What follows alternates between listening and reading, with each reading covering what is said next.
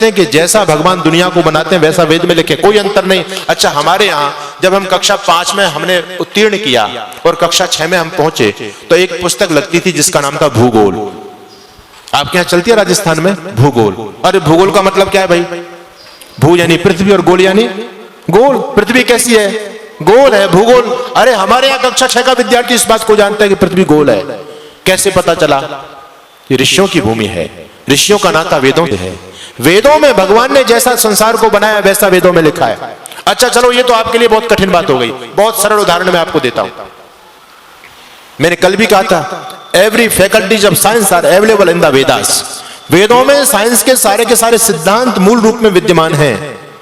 एक मोटी बात मैं आपके बीच में करूंगा, वेद का हमारा संबंध कितना नित्य है, वेद का और हमारा संबंध कितना नजदीकी का संबंध है, इस संबंध को हम लोग आज भूल गए पूरी तरह से।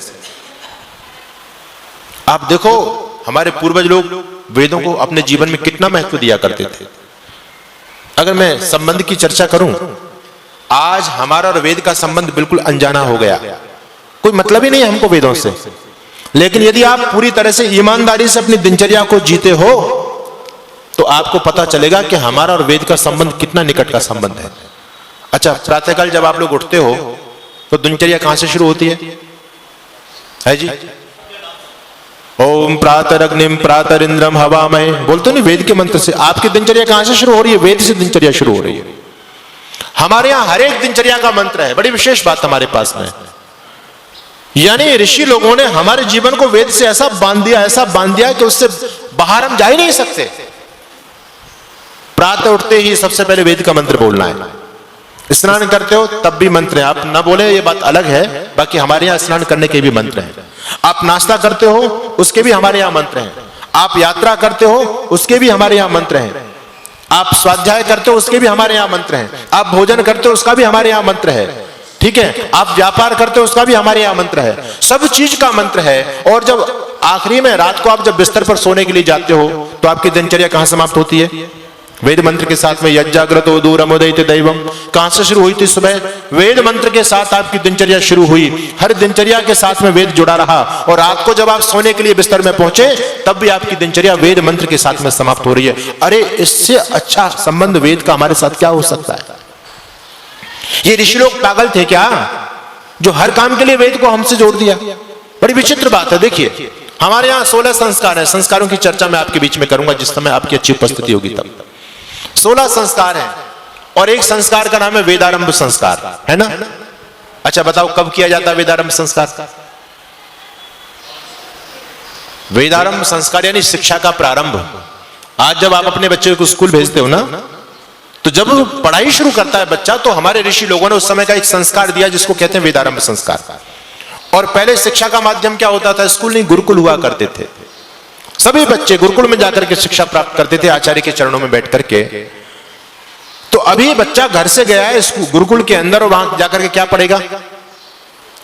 जाते वेद पढ़ना शुरू कर देगा क्या? अभी तो उसको वर्णमाला सीखनी है। अभी तो जाकर के आज सीखेगा, वर्णमाला सीखेगा। लेकिन ऋषि लोगों ने संस्कार का नाम क्या दिया? वेदारंभ। यानी देखो, ऋषि हमको कहां जोड़ना चाहते हैं। अरे आपको कुछ भी पढ़ना, फिजिक्स मैथमेटिक्स कुछ भी पढ़ो, साइंस कुछ भी पढ़ो, लेकिन हमारा लक्ष्य क्या है? वेद है। हमको वेद तक पहुंचना है, हमको वेद का प्रारंभ करना है। कुछ भी आप पढ़िए। तो हमारा और वेद का कितना पावन संबंध है। और ये परंपरा हमारे समाज में रस्सी बसी रही। वेद का समाज में इतना व्यापक प्रभाव रहा है। मैं आपसे एक बात साझा करूंगा और आपसे एक बात पूछूंगा, आप लोग ध्यान से बात को सुनना। मैं बहुत सरल तरीके से बोल रहा हूं इस बात को, और मैं पूछता इसलिए हूं, बीच बीच में प्रश्न भी मैं करता हूं आपसे। क्यों? क्योंकि अध्यात्म एक ऐसी चीज है जिसमें लोगों को जो रस कम मिलता है। जो अध्यात्म रस के रसिक होते हैं उनको तो बड़ा आनंद आता है, लेकिन बहुत से लोग तो यहां आकर के और सोना शुरू कर देते हैं। अभी भी बहुत से लोग समाधि में पहुंच गए, तो बड़ा कठिन है। हम लोगों को दोनों काम करने पड़ते हैं, एक प्रवचन भी करना पड़ता है और लोगों को जगा करके भी रखना, ये भी हमारी जिम्मेदारी होती है। पहले मैं भी ऐसे धारावाहिक बोलता चला जाता था तो पता चलता था कि आधे लोग तो सो गए पंडाल में, पता ही नहीं चल रहा लोगों को। तब से मैंने प्रश्न करने शुरू किए। तो मैं आप लोगों से एक प्रश्न पूछता हूं, बताना, इस धरती पर मनुष्य की वाणी में, मनुष्य की आवाज में कौन सा प्राणी बोल सकता है?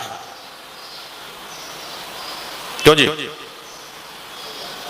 अरे डरते क्यों, बोला करो, कुछ तो जवाब दिया करो। हाँ, ये बेटियां बोल रही है तोता, आपने सुना है क्या? सुना है? बोलते हो सुना है उसको? ठीक है, सुना है। मैं एक जगह प्रवचन कर रहा था, एक महानुभाव मुझे मिले, बुजुर्ग आदमी थे। वो कह रहे स्वामी जी तोता तो बोलता ही है, लेकिन तोता से भी और अच्छी मैना बोलती है।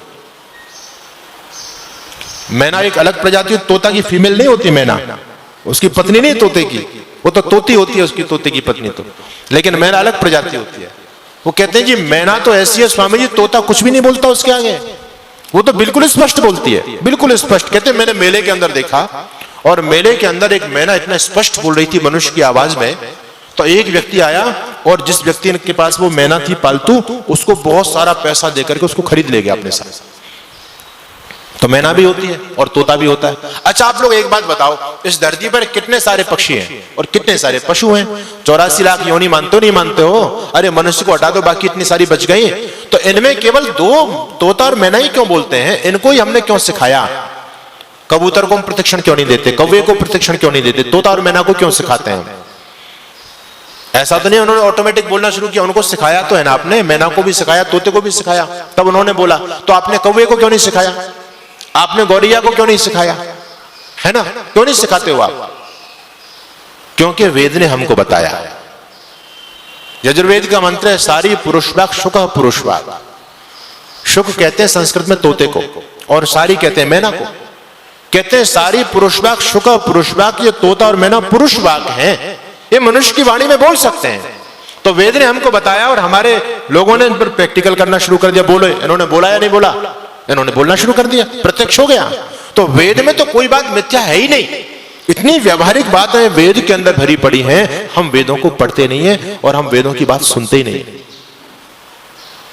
इसलिए आर्य समाज से जुड़ो, कहीं बेकार के पाखंड में मत पड़ो, वेद से जुड़ जाओ। वेद हमारा मूल है, सनातन का मूल है वेद, और अपने सनातन धर्म को बचाने का यदि कोई काम करता है तो केवल और केवल आर्य समाज करता है। हमारे पौराणिक बंधु तो हम पर आरोप लगाते रहते हैं ये तो आर्य समाजी हैं और हम सनातनी हैं, वो अपने आप को सनातनी कहते हैं। वास्तव में आप सनातन को समझना चाहते हो तो आप आर्य समाज में आओ। सनातन है क्या, लोगों को पता ही नहीं है। सनातन की मूल परंपरा को यदि जीवंत किसी ने रखा है तो आर्य समाज ने रखा है। ये बात बिल्कुल मैं सिद्ध करूंगा आपके बीच में। एक एक सनातन का सिद्धांत ऋषि दयानंद ने हमको दिया, लेकिन जो सनातन में कूड़ा कबाड़ा घुस गया था, आप लोग वहां पर अटके पड़े हो और आप लोगों ने उसी को सनातन मान लिया। वो सनातन नहीं है। सनातन ज्ञान से परंपरा, सनातन परंपरा से परिचय हमारा ऋषि दयानंद ने कराया है।